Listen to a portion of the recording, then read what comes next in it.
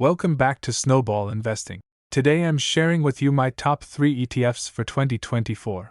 I've carefully selected these to create a simple yet highly effective 3-fund portfolio. The goal here is diversity without unnecessary complexity, helping you cover various market areas and optimize your gains. So, if you want to see the only 3 ETFs you need to build long-term wealth, sit back, relax, and enjoy. Before I get into the 3 ETFs, this portfolio was created to have as little overlap as possible, meaning these 3 ETFs will give you the most bang for your buck, covering the pivotal areas of the market but not so diverse you lose out on potential gains.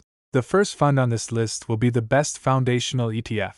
The second fund will be acting as our hedge fund. For this I selected the best long-term dividend growth ETF, with the last fund being an exciting growth ETF. In my opinion, you could buy and hold these 3 ETFs and have a fantastic base for a long-term portfolio.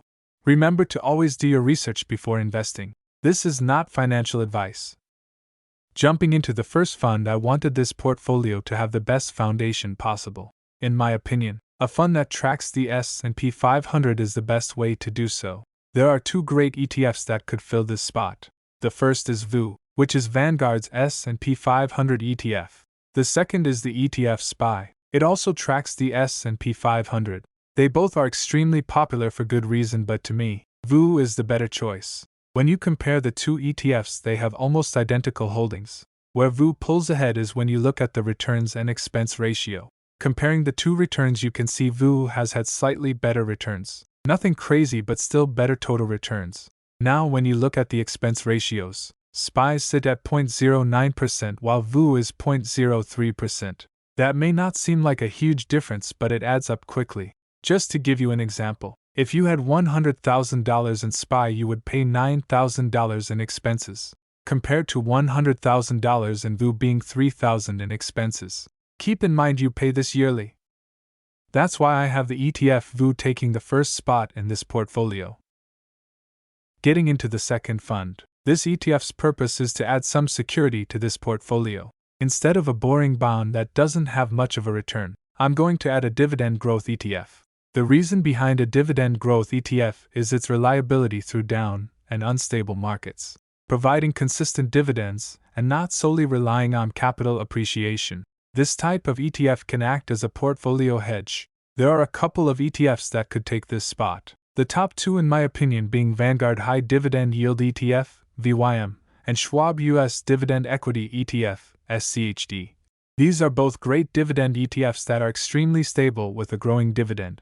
As you can see, they both have the same expense ratio sitting at 0.06%. The dividend yield for VYM is 3.25 while SCHD is a little higher at 3.74. Another important metric to look at is the dividend growth rate known as the CAGR. SCHD's CAGR is 11.3%. VYM has obtained a 9.3% CAGR. That's a 2% difference. Looking at the total returns, you can see SCHD has a better 10-year and 5-year but a worse 3 and 1-year. To me, I like the higher dividend yield and the growth of SCHD, so SCHD will take the second spot in my portfolio. The third fund in this portfolio is going to be the most exciting of the 3 ETFs. This will be a growth stock ETF. This type of ETF can be extremely volatile, meaning it could go down 30% in a year, but it could also go up 30%. A growth stock ETF should have the least weight in your portfolio. This is a riskier investment, but I think it's important to have, especially if you are a younger investor. The 2 ETFs I choose for this are Schwab US Large Cap Growth ETF SCHG and Vanguard Growth Index Fund ETF VUG. These 2 are both very popular in the growth ETF sector.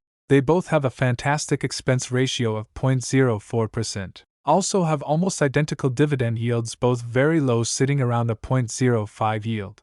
Now where they separate is when you take a look at their returns. SCHG has a higher 10, 5, 3 and 1-year return. SCHG this year has a staggering 46.21% return. That is an absurd return. It won't always have years like this, but having a 14.6% return over the last 10 years is a good indicator for the future. These 3 ETFs will provide a fantastic foundation for your portfolio. The way I would organize these 3 is pretty simple. I would aim for about 50 to 60% of it in VU. I would have around 40 to 30% SCHD and 20 to 10% SCHG. Now, if you are an older investor, you might want to be more on the safe side and have a higher percentage of VU and SCHD. If you're a younger investor and want to be a little more risky but have a chance of higher gains, you could invest more in SCHG. Remember, this is not financial advice, and always do your research before investing. I hope you enjoyed this video. If you did, please leave a like and subscribe for more videos like this.